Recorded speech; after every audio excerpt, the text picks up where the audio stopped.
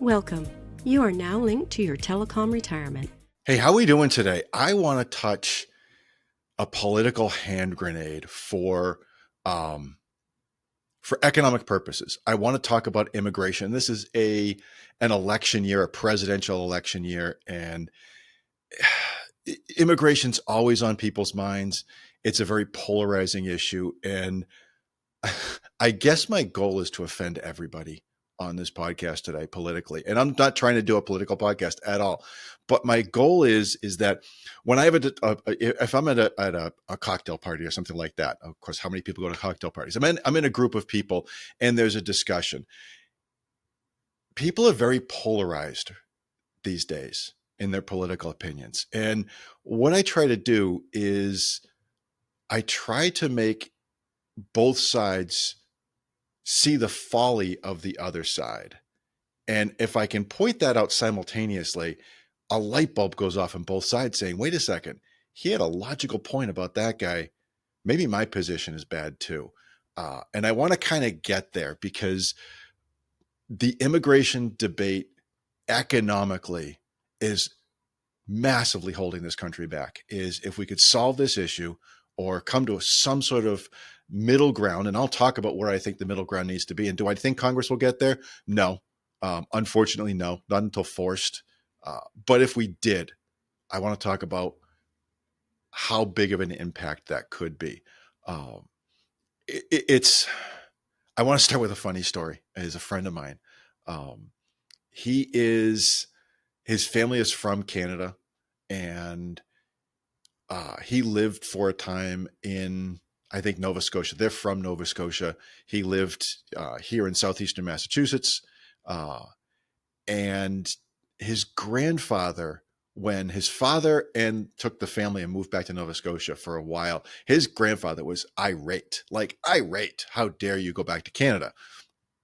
But the funny story is his grandfather was originally an illegal immigrant from Canada. And what happened was it was the middle of the Great Depression. It was the 1930s. And he's in Nova Scotia and he thinks, man, there are jobs. There are at least more jobs in the United States than there are in Canada. I think if I walk, I get dropped off somewhere in southern Nova Scotia, wherever that is, and walk. It's not too long. It's a couple of days walk to get to the main roads in northern Maine, and then walk, then go into the United States, get a job, raise some money, send it back. Not unlike we see with immigrants from Mexico and Central America today. So he starts walking and he bumps into this other guy who's doing the exact same thing. They're going to America. And as they're walking throughout this 2 days, they come up with this amazing backstory of who they are, what their names are, where they're from, where they're going, all of this. They have this whole thing laid out. If the police stop them at all, they have an airtight alibi. They are American citizens, and how dare you, and all of this. And of course, the how dare you in their polite Canadian way. And so they make it out. They make it to the main road of wherever in northern Maine. If you've been to northern Maine, there's nothing there. There's a couple of roads. There's a whole lot of trees. There's some bears and moose. And they start walking, and the state police comes up and pulls over. It's like, how you boys doing?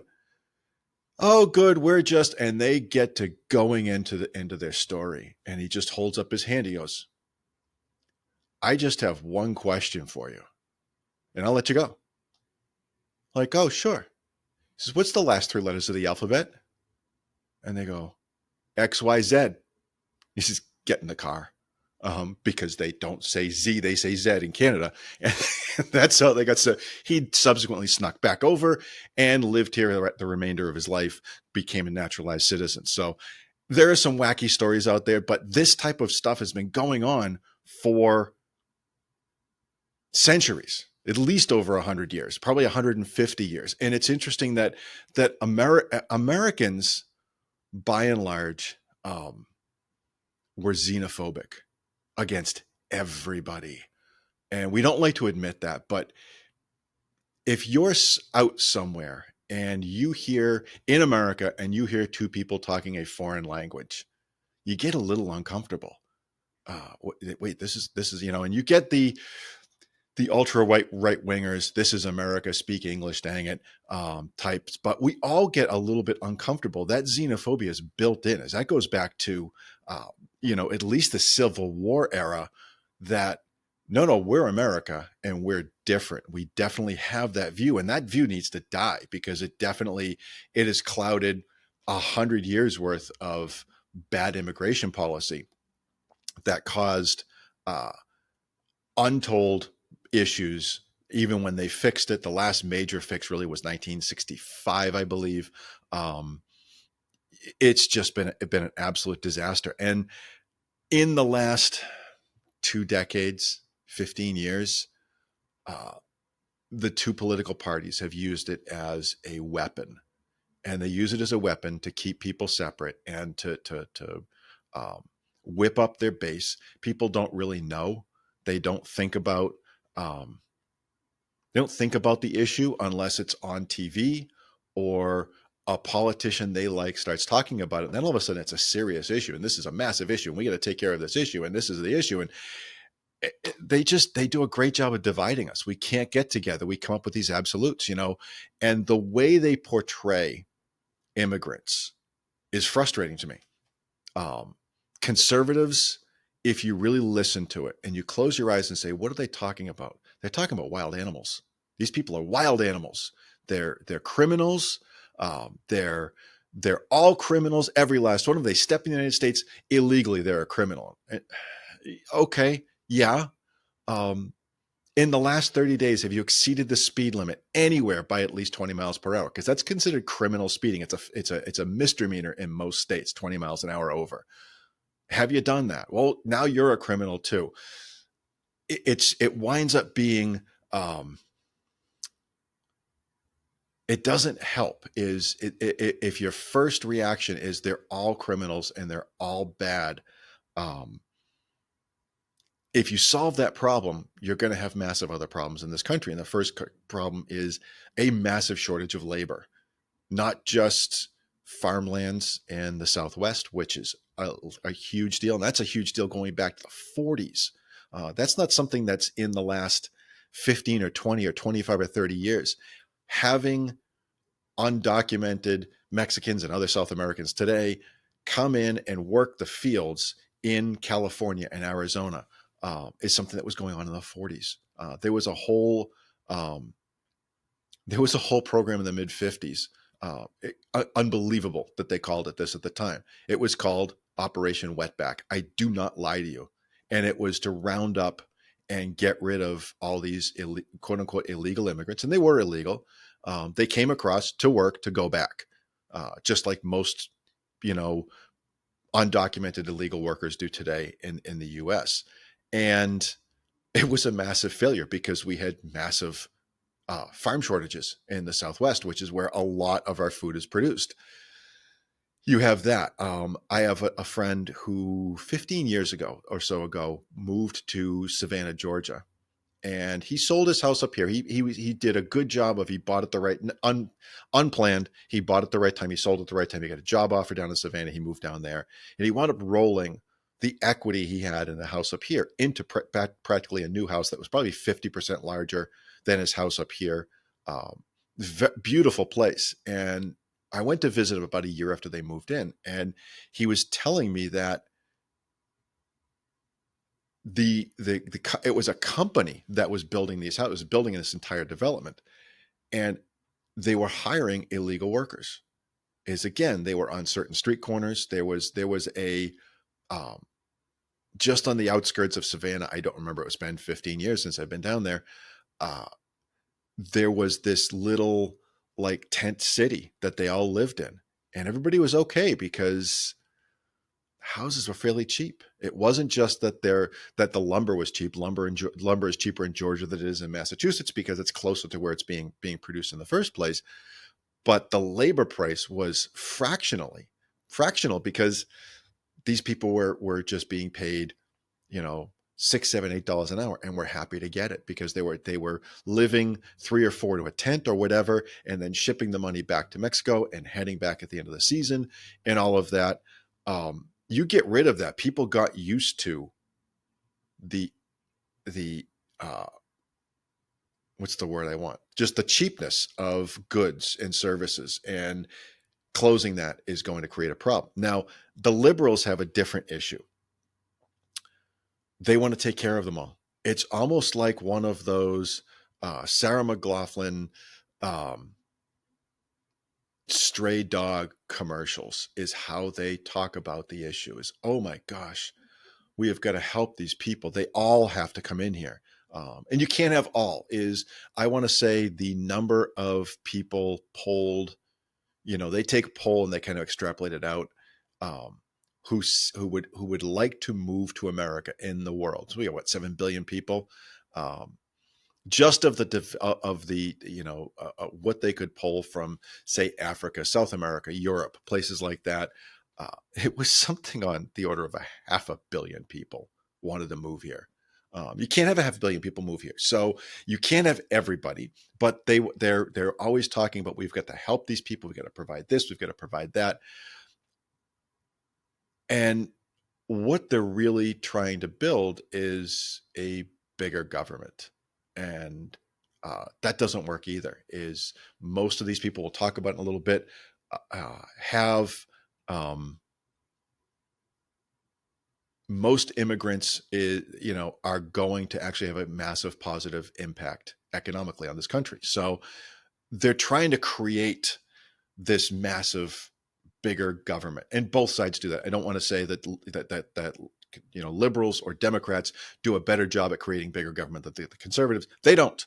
But that's their game, is that the conservatives want to build a wall and man it with armed guards, and that's going to create bigger government as well. What bothers me is it's that xenophobia. They all still treat them as second-class citizens. Oh, we have to help or get rid of these dirty, filthy people. Wait a second. How did it get there? Is studies have found, is they look at immigrants, illegal and legal, and they said, okay, what's the economic impact of that first generation American? And it's pretty good. They work usually harder than a naturalized citizen from birth, and will contribute. But their kids, and this I find absolutely fascinating, second generation Americans, they pull more patents, they create more companies on a per capita basis than any other group, no matter how you slice it. No matter how you slice it, is having these people in the country makes our country better. We invent more stuff, we build more businesses, we hire more people. We just have to get to that second generation. The first generation is at worst a wash. They're going to work hard. And that's kind of the reality of what's going on. And there's no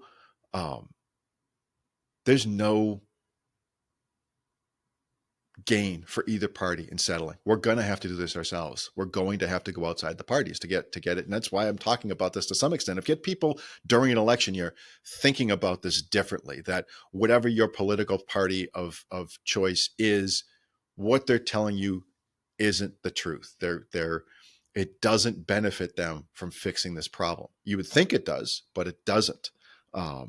First of all, they don't maintain their base. You can't spend the last 12 years demonizing the other side and then come to a compromise. You're going to lose all of your political power, and then not going to get rid of that. And again, as I said early on, this is a political problem in quotes, that they kind of created for us. There's an immigration issue. There's an illegal immigration issue. We'll talk about solutions to that. Of people just pouring over the border. It's 10,000 a day, I think, right now, which is 3 million people a year. It's a lot. But if they didn't talk about it, we wouldn't think about it. We really wouldn't. It would just be, it's only in the recent past where places like Massachusetts, New York, Chicago, where the southern states are exporting these immigrants, asylum seekers, whatever, to these other states, that all of a sudden the problem becomes a reality for them as well. But other than that, we wouldn't even talk about it if it wasn't for the politicians. And because of that, the system is going to be broken until we can go outside of the current political channels, until we can tell our political leaders, shove it. We don't want that. We want something better. Just to kind of give you some statistics, is total legal immigration in the U.S. roughly is about 1 million people a year. That sounds like a lot. It's actually not a lot. It's 1/3 of 1%. And in Canada, if you take all of the regular immigration plus students and a couple of the small categories, it's something like 3%, I think. That's a big deal. That's a big difference. And that's how Canada looks at immigration versus the US. Canada's immigration system is very different. In the United States, the majority of citizenship is granted on a familial basis, which means your mother, father, sister, brother, son, daughter is a citizen. You can become a citizen. And that goes back to, I want to say that goes back to the 20s or 30s, definitely reinforced in the 60s. To some extent, I get it, makes sense. It's that xenophobia is we only want to bring in people that are like us in the first place. And at the time, especially even in 1965, the majority of immigrants for the previous 20 years were Europeans. Oh, we'll get them. We'll bring in more. Well, now it's very different, as the majority of our immigrants on a legal basis are from South America, Southeast Asia, and Africa. That's where they're coming from. They're not coming from Europe at all. It's so insignificant because people don't need to come here from Europe. They're in a developed world. We're well past World War II, which is with the issue, even through 1965. Very different. And what you're finding is anybody gets to come in. So there's kind of a lottery every year because there are millions of people that would like to come in. And in the US, we don't care what you're going to bring to the table, which is very different from Canada. In Canada, they very much care what you bring to the table. Now, it's not all rocket scientists and PhDs. They know we need some people to build roads and electricians and plumbers and students and all of these categories. So Canada has a very much more progressive sense of immigration because of that. Now, Canada has its own problems. You cannot increase your population by 3% a year and not have a massive housing shortage. They have a massive housing shortage in their cities, massive, and they don't know how to fix it because the cost of housing is just going out of control, which means their inflation goes out of control. There are gives and takes. There are unintended consequences you got to factor in. But just looking at the immigration system, their process is a lot better than ours in terms of who you let in. I was talking with several months ago, I was talking with a doctor from Southeast Asia. He got his doctorate in his home country. He came over here to practice medicine. He got his green card, all of that. He's been applying for citizenship for 11 years. I'm sorry, after 11 years. He's been trying for 11 years. Spent countless thousands of dollars on legal fees just to try to get this. And what he was telling me is he's like, I'm really hopeful it's next year. I said, what makes you have hope? He said, oh, it's rare to go past 12 years. 12 years is usually about for Southeast Asia. That's about the number. But it's still a lottery. It's still a lottery. He might not get it next year. He might be spending even more money to petition this and petition that to just get stuck in the same lottery. And I scratch my head and I think, I don't think we're doing this right. I think we've got some problems with that we could fix, and we could kind of look at all of that, and get a sense of improving it and getting people like this doctor. This doctor wants to come in and be a doctor here and pay taxes here and help people here. That makes an amazing amount of sense. Right now, though, what's interesting is another statistic to throw at you is about 14% of the population, that's from the U.S. Census Bureau, is foreign-born right now. We are the number one country for foreign-born residents. which I still find shocking, but you think about it, where else are they going to go? They're not going to Europe for the most part. Somewhat they are. They're not going to South America. They're not going to Southeast Asia. They're trying to come here. We have something that everybody wants. And it was a third of that back in 1970. In 1970, immigration was next to zero, because of restrictions within the system. And things were kind of not great economically all over the world. So people kind of chilled out. But since then, the percent of our population has grown to about 14%. So what's that? 1 in 7, 1 in 8 people that you bump into on the street were not born here. And I think that's pretty cool. Knowing that their kids are going to be economic powerhouses. That's fantastic. I think that's great. The other problem we have in the US is our fertility rate is under 2. It's 1.6 something, I think 1.67 children per female in the US. And that's a problem. That means that of every woman of childbearing age, she'll produce about 1.7 children. That math doesn't work. If 50% of the population is female, that means we're producing less and less children in this country every year. Now, when I was born in the late 60s, it was somewhere around 3, just a little, actually it was just below 3. It was like 2.5. Baby boomer years was over 3. So the average woman, including nuns who have no children or people that just decide not to get married or whatever, the average family, the average woman rather, had 3 kids. It's like, holy cow. That's a baby boom. That's massive. Now we're on the reverse of that. Is we have less and less people. And if you look at it net of immigration over the last 50 years, our population has been pretty much zero. It has been zero gain. And we're getting older on top of that. That's a real big problem. If we don't figure this out, we are going to have a labor shortage, a massive labor shortage. We are going to have a care shortage coming in the future if we can't figure this out. And the two solutions are figure out fixing the immigration system or have a whole bunch of kids. I don't see people racing out to have 8 or 10 or 12 kids anymore. We're seeing the same problem in Europe. Europeans have faced this sooner than us. Their fertility rate has been under 2 for a while, I think since the 80s. And they're, they're facing that as well and their immigration's going up because of it. They don't have a choice and they're trying to deal with this. But 5 years from now, we may be in a bigger problem if we don't figure this out. And I've got kind of a solution to that, and to talk about the solution and talk about what it will do for us and then some potential unintended consequences. So the first thing we've got to do is we've got to fix the familial visa problem. I don't want to get rid of it. I don't know.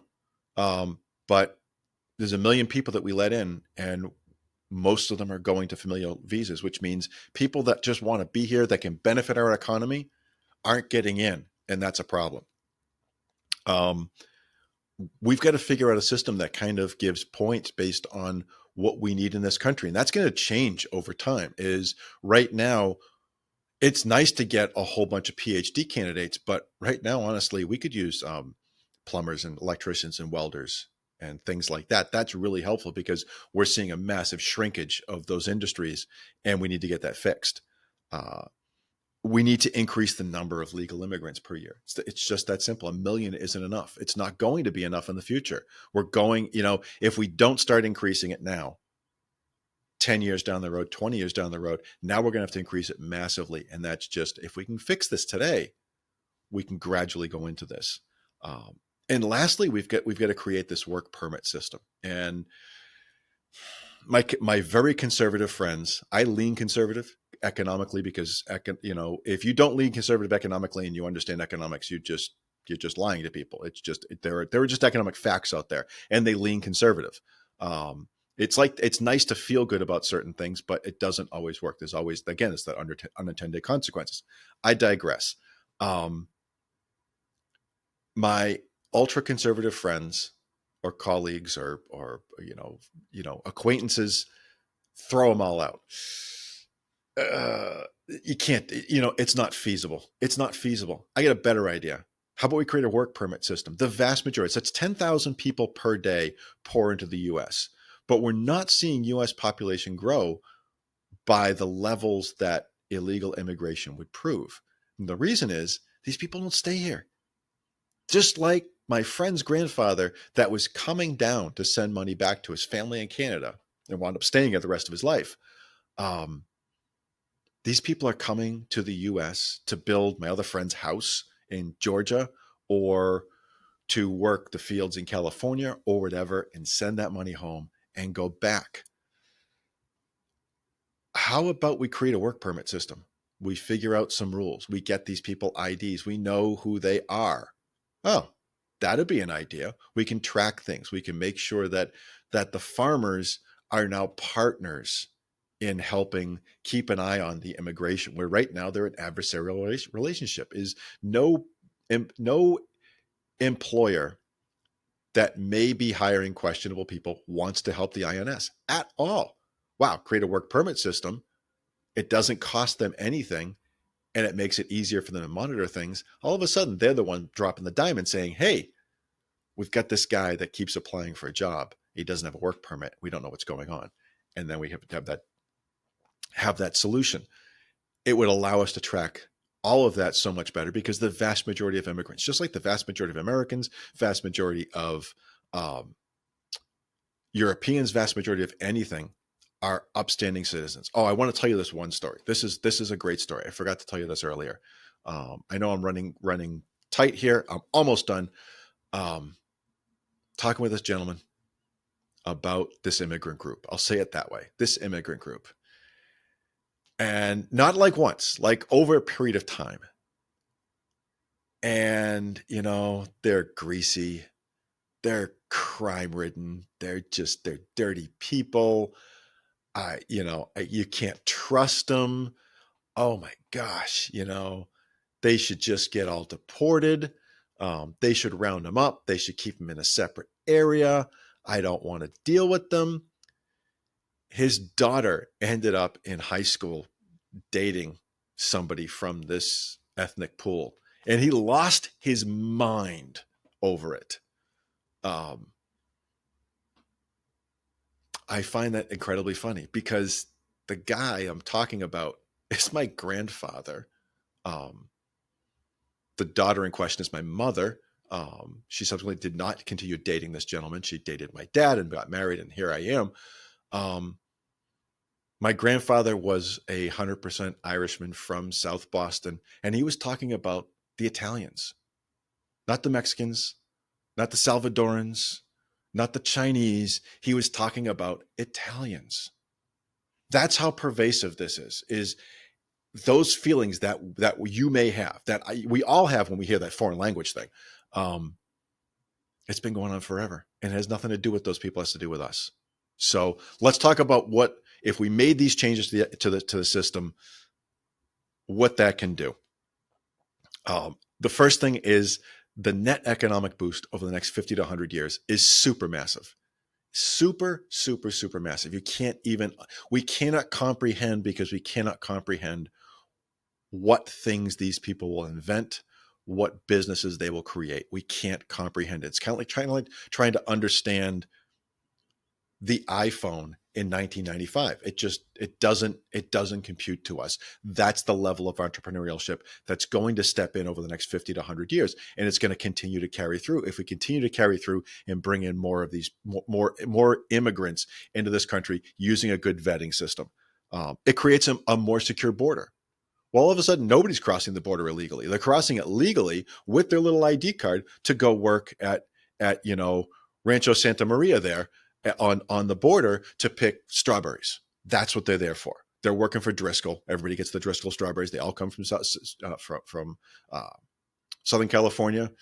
They produce them year round. And that's how you get $4 strawberries in December and January. Those people can just go there legally and leave legally. What a concept, as opposed to making them trudge through the desert and across the Rio Grande or whatever, is providing them a legal ability to work. Now, all of a sudden, the ones crossing the border illegally, those are your criminals. You just weeded out everybody else and set up that criminals are going to be easily tracked. And if you have criminals that are trying to slide in on that work permit, oh, no. I'm going to XYZ farm or XYZ construction company to work, and they can back check to make sure that that person is working there. Is it going to require a larger system? Yes, no question. But all of a sudden, you have a much more secure border. And you have a safer country because you don't have these criminals hiding in these bands of illegals crossing, these undocumented workers crossing. That's massive. Are there issues? Yes. There are issues that have to be ironed out. Can these people contribute to Social Security? Should they contribute to Social Security? Do you want to provide Social Security to someone who works here for 10 years and goes home to Mexico or El Salvador or Guatemala or wherever? I don't know. I don't know what the answer to that is, but it's an issue we have to deal with, because if you're paying me as a U.S. worker, we're paying FICA taxes. We're paying into that system.